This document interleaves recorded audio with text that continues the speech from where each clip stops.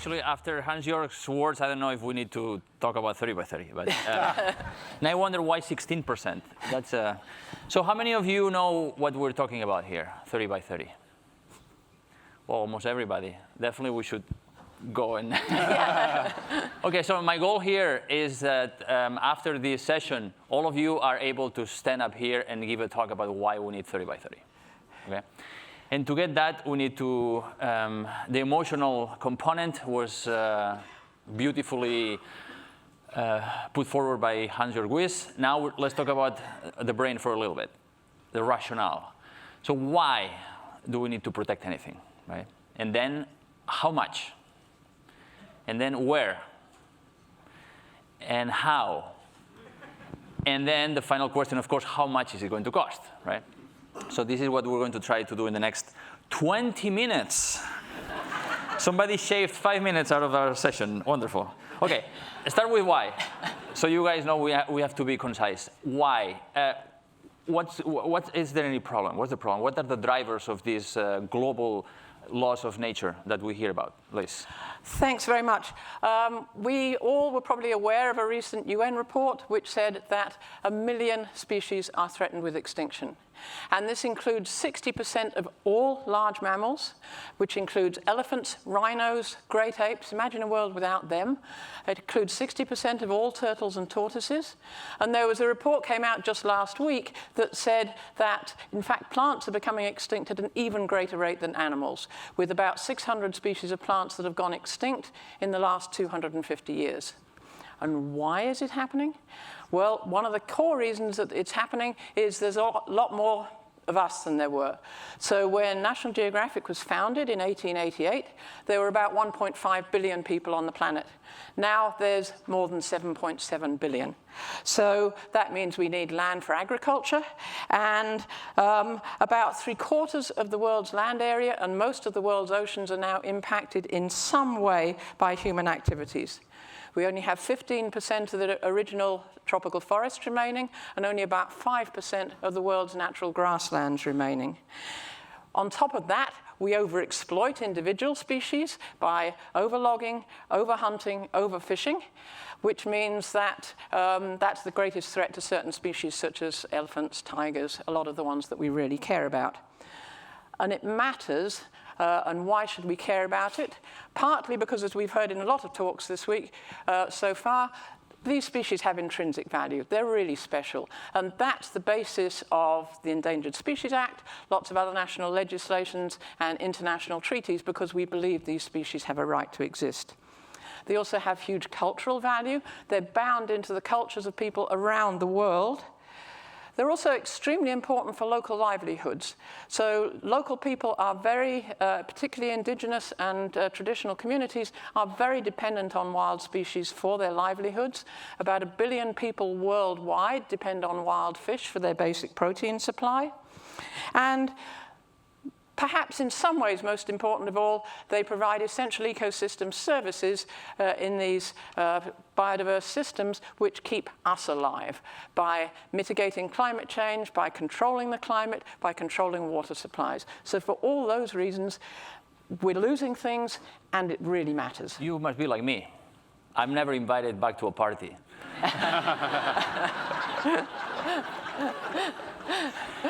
It's a lot of stats, and it's very depressing, but that's the truth, right?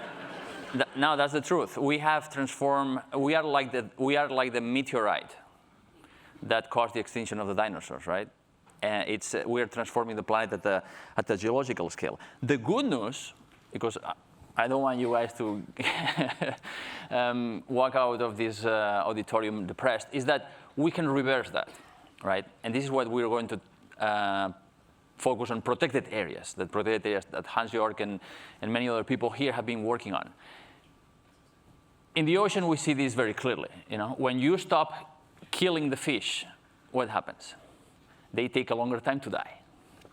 They grow larger.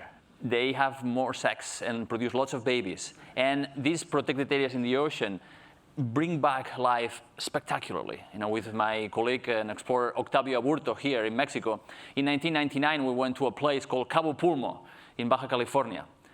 That place was part of a study we did across the Gulf of California and Mexico, and it was nothing remarkable about that place. It was as degraded as the rest of the Gulf of California.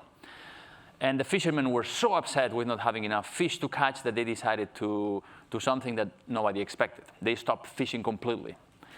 They convinced the Mexican government to create a national park, Cabo Pulmo National Park. We returned 10 years later, and you probably have seen this photo that Octavio took of a little diver, David and Goliath, with a humongous school of thousands of jacks. What had been a desert was now a kaleidoscope of life and color. The sharks were back, the jacks, the groupers. We saw it go from degraded to pristine in only 10 years. Right? So when we give space to nature, nature comes back, spectacularly. And same thing on the land. We know that these protected areas are the best way to bring back all that nature, all that biodiversity. But how do we create a protected area? And I'd like you, Steve, to tell us about, in a place as unknown to most people as Angola, right? Mm-hmm. How do you go about creating a national park there, a protected area? Well, first we must acknowledge that, our planet's last wild places are those places that, for whatever reason, our modern society never settled or developed. Places that we hardly ever go. Places protected by their remote inaccessibility. But now, as Liz said, we have almost 8 billion people on the planet. We are entering these last Edens. Are we going there to destroy them? I'm not sure.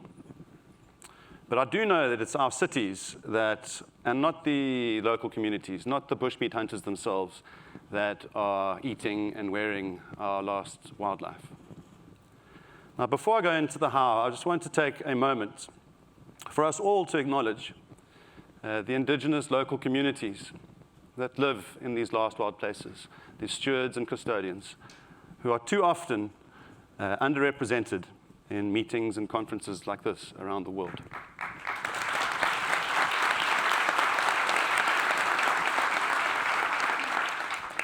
They are the guardians of the central banks of global biodiversity, these last wild sanctuaries for the plants and animals we depend on.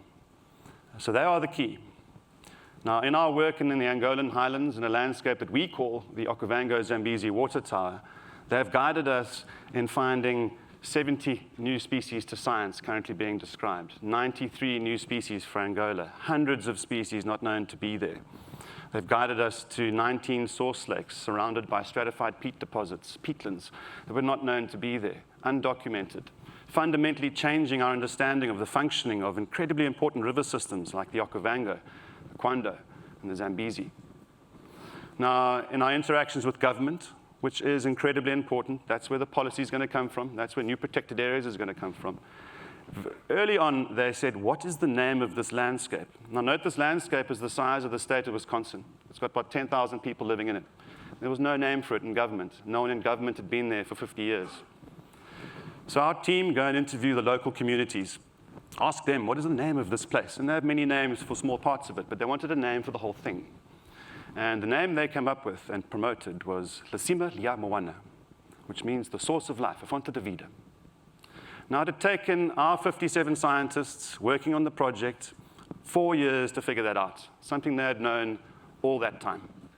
They will be our guides in building this new future, this 30 by 30. But now, we have this incredible scientific foundation that we've created in the Okavango Wilderness Project. 60 publications are coming out into scientific journals, but that's often where they stay. What brings National Geographic into a place where it has so much impact is we can do conservation media. We can translate that science into inspiration at all levels in society, from those policymakers to the general public to those local communities on the ground. That is the magic of this. We need to catalyze this process. Those scientific papers sitting in a journal will take 20 years to create a protected area, and by then, that landscape has been degraded on the trajectory we're on right now. So now we have to create platform for these discussions in these countries. We're not just working in Angola, it's with Botswana and Namibia, sharing information between those countries, conferences, symposia, stakeholder meetings, meetings at all levels. We're constantly meeting with people there, building capacity, building knowledge, inspiring them to take this on for themselves. We can't be prescriptive. I don't come from Angola, I don't come from Namibia, I don't come from Botswana. So my position is simply to explore, to illuminate, and to activate. And that is what we do in the Okavango Wilderness Project, and that is what we're going to do in the Lost Wild Places program, the Campaign for Nature. It has to happen as a global movement. We can start with banning plastic straws, but we have to get to the point where we're welcoming biodiversity and wildlife into our cities and creating protected areas and landscapes and sanctuaries for global biodiversity, because we all depend on it. Thank you, Steve. And you mentioned the science, you mentioned the media, but alone, science and media are just tools, right? And it's all about people. And we conducted a survey around the world, 12 countries, and other institutions have conducted similar surveys around the world. And when people are asked, how much of the planet you think is protected now? What do you think they say? They say, oh, 30% is already protected. Right? But Liz said that only 15% of the land is protected. And then also, only 5% of the ocean is protected. Right? And when you ask people, how much do you want of the planet protected? And they say, overwhelmingly, half, 50%. People want a balance. And actually, what people want is what the science is telling us. We need half of the planet in natural state, with functioning forests, grasslands, wetlands, peat bogs, mangrove forest, seagrass beds, healthy ocean habitats. So nature can continue providing all these wonderful benefits like oxygen, flood protection, coastal protection, food, pollination, et cetera, to provide for us and for the rest of life on the planet. And this 30% of the planet in protected areas by 2030 is the necessary milestone. We need more. We need half of it. We need half of the planet in natural functioning state. But this 30% by 2030 is why we have partnered with the WIS Foundation on this campaign for nature. And it's very easy. We only need to convince 196 countries. By October next year in China, in October, there's going to be a meeting which is going to be the equivalent of the Paris climate meeting, but for nature. And this is what we want to do. But then the next question is where? We're talking about 30%, but where that 30% should be. And Liz, you've been thinking a lot about how to prioritize the areas. Where should we place the protected areas now before it's too late? Yeah, I'm more on the terrestrial side, and you can chip in on the marine side. But in terms of where on the terrestrial side, it's these last great strongholds for biodiversity. It's not the sort of degraded places on the outside. It's got to be these last great strongholds. And that, in a lot of places, is in intact forests. Intact forests on land contain 80% of terrestrial biodiversity. And so that's clearly a focus that we've got to go for. In addition, intact forests are really important in mitigating climate change. They absorb about 20% of all human produced carbon every year. And so keeping them in that intact state is really important as a tool. We're not going to reach the Paris goals without keeping our intact forests. And they're clearly also home to a large number of traditional and indigenous peoples around the world, fitting into what Steve said, that they're going to be the last guardians of these forests in many ways. And the other places on land which are really critically important to these areas with very high biomass of animals, of wildlife, which tend to be the big natural grasslands, which have been lost even more than forests have. And so those are the places of the last great migrations and the last great, also human pastoralists in those areas. So if we can focus on those, and I'm sure you can say where we should be focusing on in the sea. That's another panel. No, that's great. And so, we know that forests, especially tropical forests, harbor most of the biodiversity, most of the species on the planet, right? Because biodiversity, there is no place that is better for biodiversity than others. Biodiversity is the variety of life on Earth. It's just represented in different trends and patterns, right? A place with 1,000 species per hectare in a tropical forest is as valuable as a place with only 10 species in the Arctic. It's just different manifestations of life. But, before going to that place in Angola, Steve, before the 60 research papers, there was not much information there, right? Actually, that was like a black hole in the knowledge of biodiversity in Africa. So Why did you decide to go there? How did you prioritize without having that information? I had to grow personally first, and that had a lot to do with National Geographic. From about 2001 through until 2015, 14, my entire world was just this Okavango Delta, 20,000 square kilometers in northern Botswana, this incredible wilderness. And I would explore it on my Makoro, cross it every year, 340 kilometers, about 200 miles, take us 18 days, and have these incredible experiences documenting its biodiversity. And then I came here. I became an emerging explorer in 2013, and I didn't really realize what was going on then. I was so overawed by it. But then in 14, I got to know Enric and many other explorers, and I suddenly broke out of the Okavango Delta. My brain opened. And I came back middle of the year, June, from the symposium, the festival. And within a few months, team members were up in Angola. We were making contact with governors. I followed them a month later. And 4 or 5 months later, we were in armored vehicles driving to the source of the Quito that had not been documented. All the information that we had, we saw these lakes, these wetlands. They were said to be wetlands filled with rainwater seasonally. We get there, we find these ancient acidic source lakes surrounded by these peatlands. The government, I sat with this governor, a very powerful man, third most powerful man in the country, in his palace, in Manong, the capital of that province. And I explained over 45 minutes with my translator exactly what I'm going to do. I'm going to explore these rivers. I'm going to look for new species. I'm going to do all these things. And he stops me. He's a big man with a kind of ivory cane. And he says, stop. I have one big problem with this project. I was like, oh. He said, you, National Geographic, I wanted you in 2002 to come to Angola and see the new Angola. You are welcome. I will give you anything you need. And it was this unique opening. I was talking to Carter Roberts from WWF, and that's what he called it. These are one of these unique openings that we have to grasp onto and come in. We're talking about a landscape that is the size of the state of Wisconsin. We're talking about the primary water supply for the Kavango-Zambezi Transfrontier Conservation Area, the largest such conservation area in the world, home to more than half of the elephants remaining on the planet. It's an incredibly important landscape. But I'm the kind of person that is so focused on what I'm doing, my brain starts to open up on these expeditions. It was one of our photographers. He asked me, Steve, we're sitting on the Quito River. What is to the east of us? I said, it's just 400 kilometers of wilderness. And he said to me, well, why don't you try and protect it or help this government protect it? And again, ding, it happened. And I started to try and think about that, and that's been our mission for the rest of this time, culminating in signing this Protocol of Cooperation on the 4th of December, 2018. It's a 5-year agreement with the Angolan government. We're going to work with those communities to build a system of parks up there to protect this landscape. Thank you, Steve. Thank you. And I hope that there is the being going on in the mind of many young explorers now. And I'll talk a little bit about the ocean, okay. So the last 10 years with the project Pristine Seas, we have been going to the wildest places in the ocean, places where we still, you jump in the water and you are immediately surrounded by sharks. Right? And this is something that made the Chinese laugh last week. They said, oh, you like sharks? I said, well, the different way that you like them. And so we have been working with partners and governments using this combination of exploration, research, and media to inspire governments around the world to create 21 of the largest marine reserves, covering an area of over 5 million square kilometers, half the size of Canada.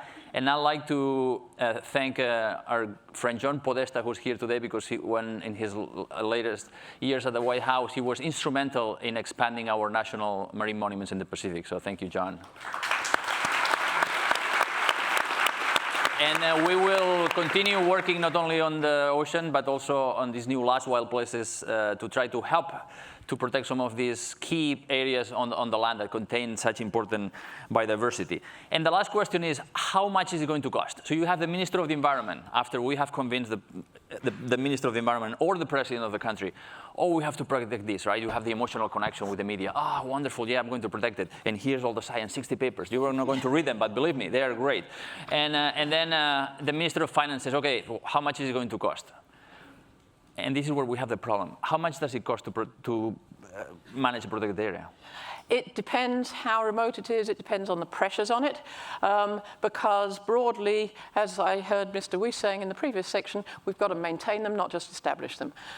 Because otherwise, it's like leaving with all these species that people value for all the wrong reasons inside them. It's like leaving a bank without a guard. So there's one that I can just give you one example of, is Nuabali Ndoki National Park in northern Congo. It's a fabulous national park. It was one of the parks founded as a result of Mike Fay's walk that we heard about earlier. And it's about 4,000 square kilometers. It's under very heavy poaching pressure because it's got one of the best last remaining populations of African forest elephants in it, as well as gorillas and a whole bunch of other stuff. And that costs about $750 per square kilometer per year to protect, to do all the correct patrols and all that sort of stuff. So we're talking about millions of dollars potentially for large protected areas, Yep. right? And this is the problem. The Minister of Finance only hears, oh, we're going to forego all these quick dollars for timber, right? Plus, every year is going to cost us $500,000, $1 million, whatever it is, right? So, we don't have the money, right? That's the problem. But what these people don't communicate, and the Ministers of Finance don't know, is that protected areas produce enormous benefits. And $750 per square kilometer. In the US, every dollar that the US government invests in the management of a national park produces a return of $10. 10-fold return that fits into the local economy. It's like, you don't open a restaurant and expect to have a net profit on day one, right? Same thing with protected areas. They provide huge benefits, but we need to give them time. And not only economic benefits. In Cabo Pulmo, that place in Baja California, those visionary fishermen are now much better off because they live off tourism. And the fishermen around that park are also catching more fish, and their incomes are higher. And yesterday, there was a new scientific paper coming out saying that marine protected areas that are fully protected provide well-being benefits to humans. Same thing for the land. In protected areas in developing countries, kids are more likely to be in good health and to be higher for the same age, taller for the same age, and do better at school. So protected areas have benefits that extend well beyond the boundaries. And you mentioned Greg Carr before, Tracy. Greg Carr is this wonderful conservationist who has been involved in the restoration of the Gorongosa National Park in Africa. And he told us that during the last Cyclone Idai, that killed a couple of thousand people in Mozambique a few months ago, the natural grasslands of the park absorbed an amount of rain equivalent to 800,000 Olympic swimming pools. The degraded grasslands, where the livestock has overgrazed the grasslands, it is like asphalt. The water falls and it just goes downstream. You have these floods. So the park actually prevented greater floods and loss of life. So there are all these benefits that come with protected areas. And so what benefits would you expect for Angola if those protected areas are created at the mouth of the rivers? Well, they get their history back. I mean, the big elephant you see standing in the main rotunda at the Smithsonian here in DC is the Fenakovi elephant.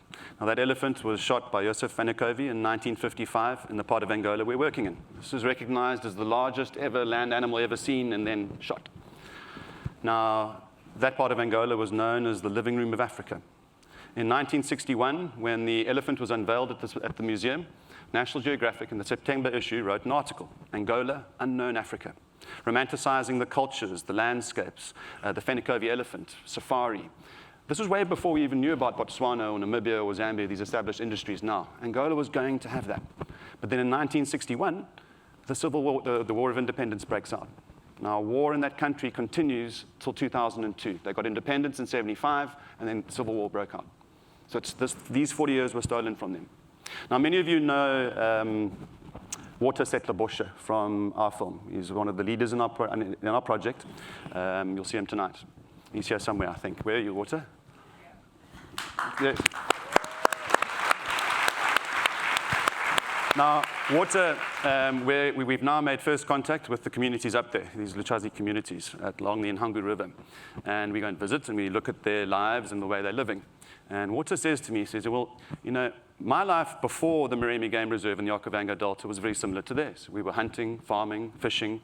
We had similar homes. My dad had sandals like that. We made fishing traps, very similar. That was our life. But he saw his life change with the Maremi Game Reserve being established. He became a hunter for a while. He left that to become a safari guide for 14 years. He now has an iPhone, a Land Cruiser. His kids are going to school. He has an incredible family life. And he said that was stolen from these Angolan people. He felt kinship with them. And he said, Steve, we have to help them catch up these 40 years they've lost. So that's what they get back. Thank you so much, Steve. Thank you. Okay, how many people now is ready to come up here and give a talk about 30 by 30? Oh man, nobody now. Uh-oh. Great. Hans-Jörg, thank you so much for your extraordinary commitment and leadership, and we are with you on this campaign to help to protect as much of our planet as possible. Thank you all very much. Thank you.